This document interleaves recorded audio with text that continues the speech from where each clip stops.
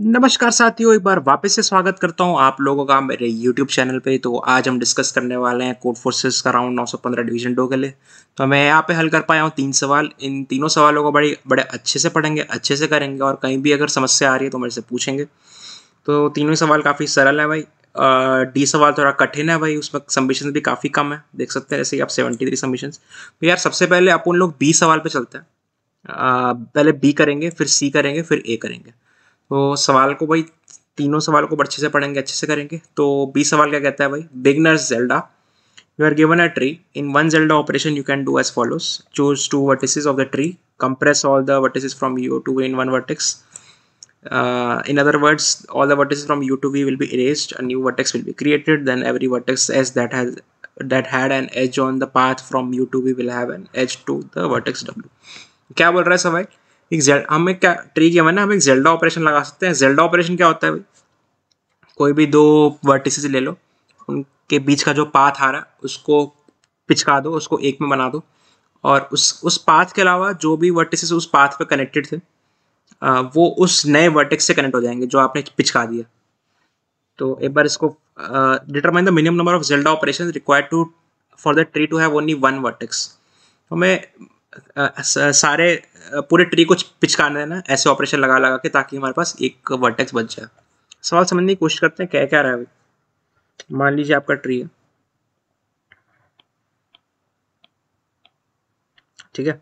मान लीजिए मैंने ये वर्टेक्स उठाया और ये वर्टेक्स उठाया। तो अपन क्या कर सकते हैं, इसको पिचका सकते हैं। पिचकाएंगे तो क्या होगा, ये सारे एक बन जाएंगे, तो नया ट्री ऐसा बनेगा। अब इसके एडजस्ट इस पाथ पे ये सारे वर्टिसेस आ रहे थे, तो ये ऐसे बन जाएगा हमारा नया ट्री। तो उम्मीद है आपको सवाल समझ में आ गया होगा। हमने कुछ नहीं किया, ये पाथ लिया, इसको पिचका दिया, ये एक में बन गया, और इसके जो एडजेसेंट थे वो ऐसे बन गए। तो हमें क्या करना है, ऑपरेशन लगा लगा मिनिमम नंबर ऑफ ऑपरेशन बताने, जिसके लिए इसको पिचका के ये एक वर्टेक्स से बन जाए।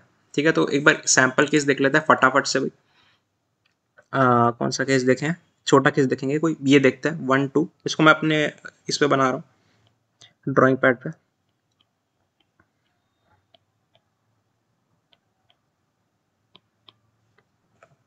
तो मैंने लास्ट टेस्ट केस अपने आईपैड पे ड्रॉ कर लिया। इसको देखते हैं ध्यान से, इसका आंसर 2 क्यों आ रहा है। अपन क्या कर सकते हैं भाई, ये वाला पूरा चूज कर सकते हैं। इसको पिचका के हम एक ये एक बना सकते हैं x, इसको मान लीजिए, और ये 3। फिर इसको पिचका के हम एक में कन्वर्ट कर सकते हैं। तो 2 ऑपरेशन लगे। तो यार सवाल में थोड़ा सा पेन पेपर चलाना था आपको, एक ऑब्जर्वेशन आ जाएगी अपने आप ही अगर आप पेन पेपर चलाओगे हल्का सा। ऑब्जर्वेशन क्या कहती है भाई, थोड़ा सा अच्छे से बनाते हैं। ऑब्जर्वेशन क्या कहती है, हम क्या करेंगे भाई, कोई भी 2 लीफ नोड सेलेक्ट कर लो और उनको पिचका दो। तो मान लीजिए ये 2 लीफ नोड है, इनको हमने सेलेक्ट किया और इनको पिचका दिया। फिर उसके बाद हमारे पास ये बचेगा,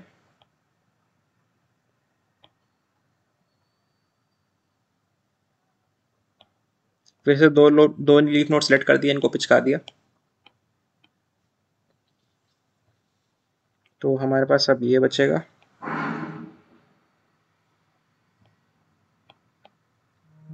अब इनको दोबारा पिचका दिया। तो यहाँ पे 3 ऑपरेशन लगे भाई। तो देखते हैं इसमें नंबर ऑफ लीड नोड्स कितने थे, 1 2 3 4 5। तो उसमें 5 लीफ नोड थे। तो अगर हम 5/2 लें तो कितना आएगा, 2.5, या फिर उसका सील ले लें तो 3 आएगा। तो उम्मीद है आपको सवाल समझ में आ गया होगा। क्या करना है अपन लोगों को, अपन लोगों को लीफ नोड निकालना है और उसका बाय 2 करके सील ले लेना। ग्रेडीली सोच रहे हैं थोड़ा सा हम यहाँ पे, अगर आपको हाँ सील लेके लीफ नोड का काउंट बाय 2। तो ग्रेडीली सोच रहे हैं हम। क्यों ग्रेडीली है, क्योंकि हम 2 नए लीफ नोड सेलेक्ट कर रहे हैं हमेशा और उनको पिचका रहे हैं। हम कोई किसी एक इंटरनल नोड को नहीं ले रहे, हमेशा 2 लीफ नोड को ले रहे हैं और उनको पिचकाने की कोशिश कर रहे हैं। तो इस तरह से हम अपने ऑपरेशंस को मिनिमाइज कर सकते हैं भाई। तो उम्मीद है आपको सवाल समझ में आ गया होगा क्या कैसे होगा। तो एक बार फटाफट से कोड देख लेते हैं बी सवाल का। बहुत छोटा सा कोड है भाई। मैंने ट्री को इनपुट करवा लिया अपने ट्री को, फिर लीव्स इक्वल टू 0 से इनिशियलाइज कर दिया। अगर अगर लीफ नोड है, लीफ नोड का क्या कंसेप्ट होता है, डिग्री 1 होती है, डिग्री 1 है तो लीफ नोड का काउंट बढ़ा दिया, फिर सील प्रिंट कर दिया। तो उम्मीद है आपको सवाल समझ में आ गया होगा। चलते हैं भाई सी सवाल पे। सी सवाल भी काफ़ी सरल है, पता नहीं इसको क्यों इतने पॉइंट दे रहा है, 1500 पॉइंट का था ये। है काफ़ी सरल सवाल। Given a string s of length n, in one operation you can select the lexicographically largest subsequence of string s and cyclically shift it to the right. Your task is to calculate minimum number of operation for s to become sorted or report that it never becomes sorted state. तो सवाल इतना ही है। ये जो basic terminologies हैं हम पढ़ के आते हैं, अगर नहीं पता तो मैं आपको समझा देता हूँ क्या है, पर मेन सवाल इतना यहाँ से यहाँ तक ही है। तो क्या बोल रहा है भाई, आपको एक स्ट्रिंग गिवन है भाई, आप क्या कर सकते हो, लेक्सिकोग्राफिकली लार्जेस्ट सबसीक्वेंस सेलेक्ट कर सकते हो उस स्ट्रिंग का, और उसको साइक्लिकली राइट शिफ्ट कर सकते हो। क्या मतलब है भाई इसका, लेक्सिकोग्राफिकली लार्जेस्ट का क्या मतलब है, जो सबसे बड़ी सबसीक्वेंस आप उस स्ट्रिंग की चूज कर सकते हो वो करोगे डिक्शनरी वाइज, जो डिक्शनरी में सबसे बाद में आएगी वो सबसे लेक्सिकोग्राफिकली लार्जेस्ट बनी जाएगी, उसको आप सिलेक्ट करोगे और उसको साइक्लिकली राइट शिफ्ट करोगे और उसको एज इट इज वापस वहां पे रख दोगे उनकी पोजीशंस पे। तो एक बार फटाफट से एग्जांपल से समझ लेते हैं कहना क्या चाह रहा है अभी सवाल। और आपको ये ऑपरेशंस लगाने हैं, ऑपरेशन लगाते लगाते आपको मिनिमम नंबर ऑफ ऑपरेशन बताने हैं कि एस सॉर्ट हो जाए, वरना बताना है कि सॉर्ट नहीं हो पाएगी। तो एक बार फटाफट से कोई केस उठा लेते हैं। ये फोर्थ केस देख लेते हैं भाई, ZBCA। मैं अपने आईपैड पे लिख लेता हूँ आप लोगों के लिए।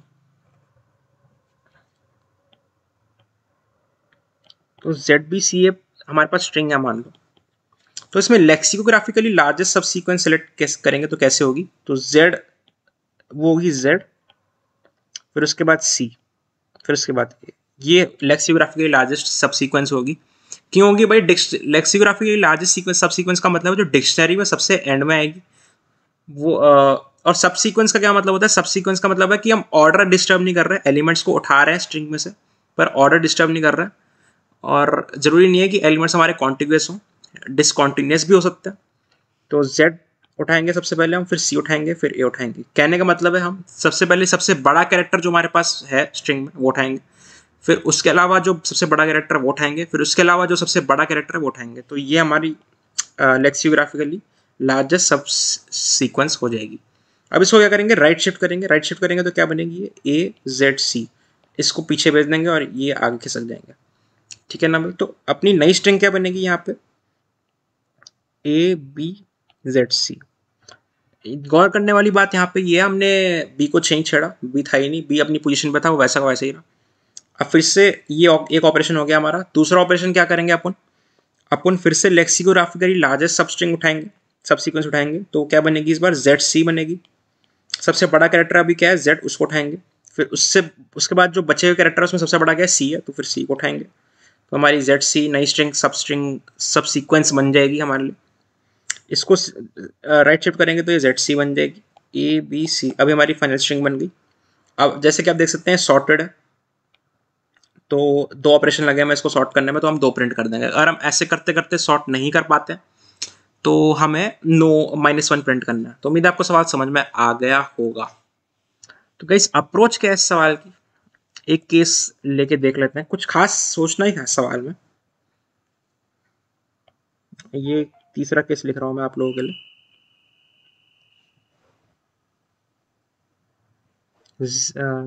ये n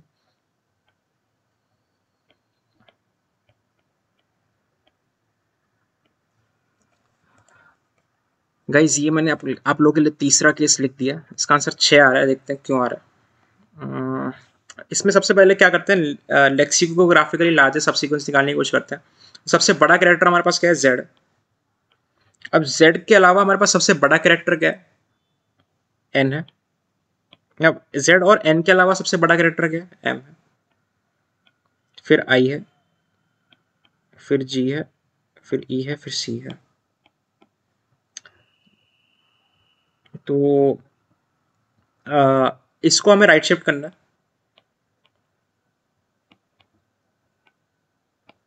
उम्मीद आपको समझ, एक बात आपको समझ में आ रही होगी, जो हमने लेक्सिकोग्राफिकली लार्जेस्ट सब जो हमने सब स्ट्रिंग उठाई है वो हमेशा डिसेंडिंग ऑर्डर में सॉर्टेड होगी, क्योंकि हम लेक्सिकोग्राफिकली लार्जेस्ट उठा रहे हैं तो वो हमेशा ही डिसेंडिंग ऑर्डर में सॉर्टेड होगी। तो अब अगर हम इसको राइट शिफ्ट करेंगे तो ये सी यहाँ पे चला जाएगा, है ना भाई। तो ये CZNMIGEC हो जाएगा हमारे लिए। तो ये सी हट जाएगा, सी पीछे चला गया। तो गाइज ये हमारी नई स्ट्रिंग हो गई। अब फिर हमारी जब नई जो लेक्सियोग्राफिकली लार्जेस्ट सब सीक्वेंस बनेगी वो यही बनेगी, चाहे आप निकाल के देख लो। हम ये हमेशा ही इसी के थ्रू बनेगी।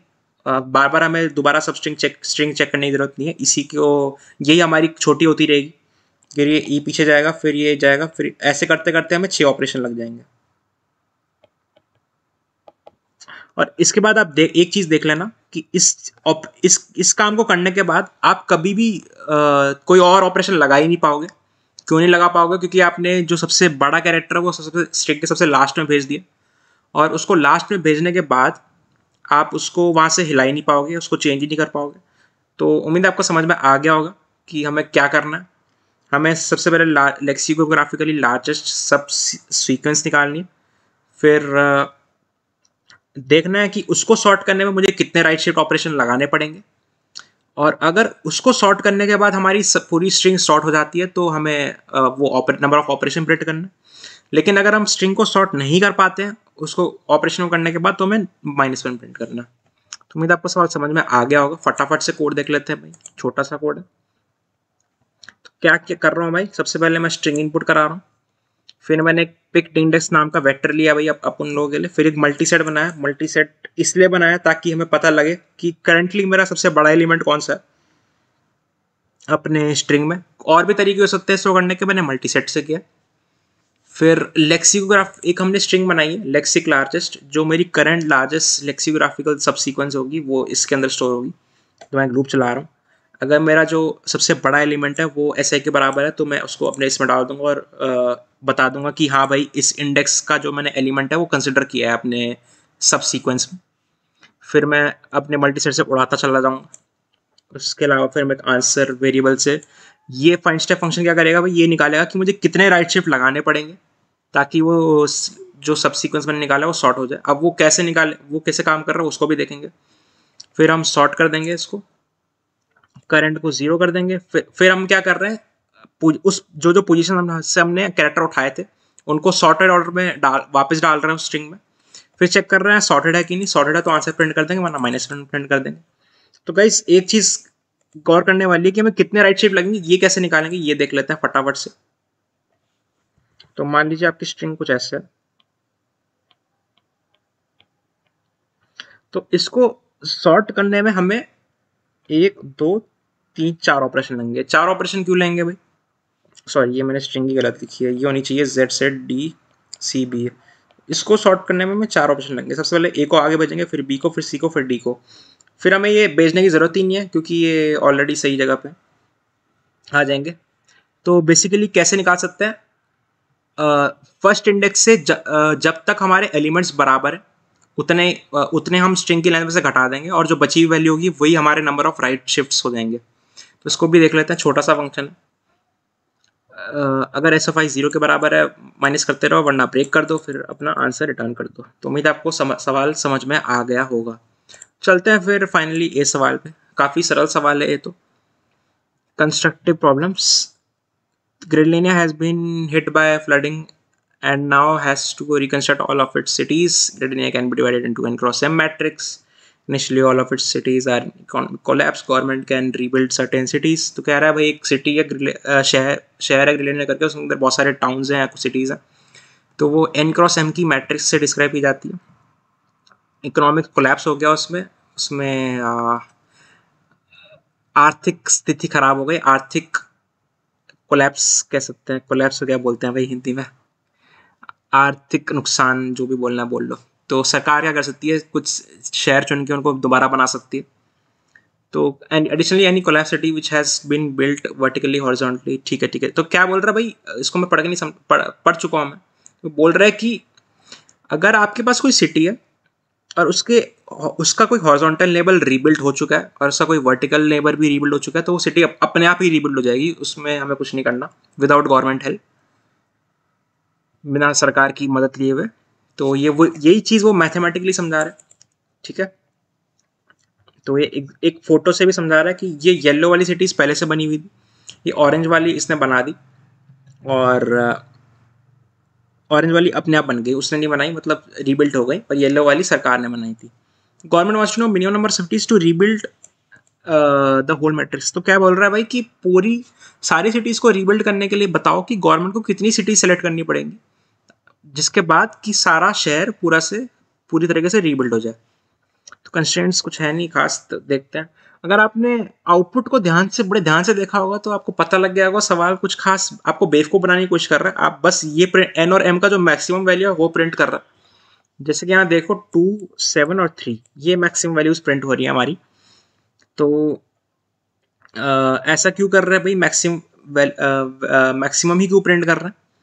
तो इसको देखने के लिए आपको थोड़ा पेन पेपर चलाना पड़ेगा, थोड़ा सा केसेस बना के देखने पड़ेंगे। तो मैं फटाफट से एक छोटा सा केस ले लेता हूँ आप लोगों के लिए। 3x4 का ले लेते हैं।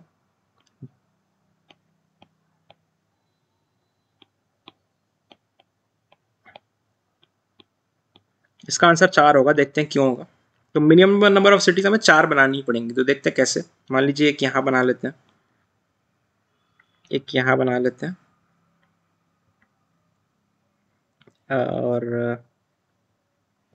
और क्या बनाए, एक यहाँ और एक यहाँ, ठीक है। तो ये अपने आप रीबिल्ड हो जाएगी, ये अपने आप रीबिल्ड हो जाएगी, और इसका और ये भी रीबिल्ड हो जाएगी, ये भी हो जाएगी, ये भी हो जाएगी, ये भी हो जाएगी, ये भी हो जाएगी, और ये भी हो जाएगी। तो गाइस आप थोड़ा बहुत पेन पेपर चला के केसेस बना सकते हो, आप पता लगा सकते हो कि क्यों हमें 4 मैक्सिमम ऑफ एन और एम लगा नंबर ऑफ सिटीज़ बिल्ड करनी पड़ेंगी। बेसिकली हमें एक रो या कॉलम कवर करनी पड़ेगी।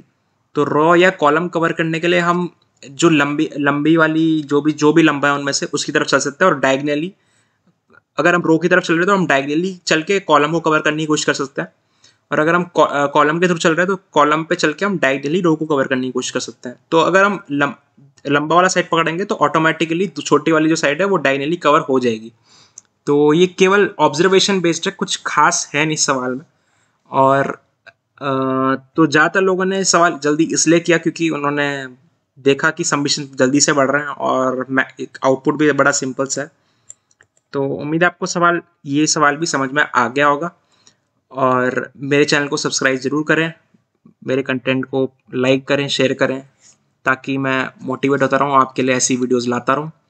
और मेरा इस वीडियो को देखने के लिए भी बहुत बहुत धन्यवाद।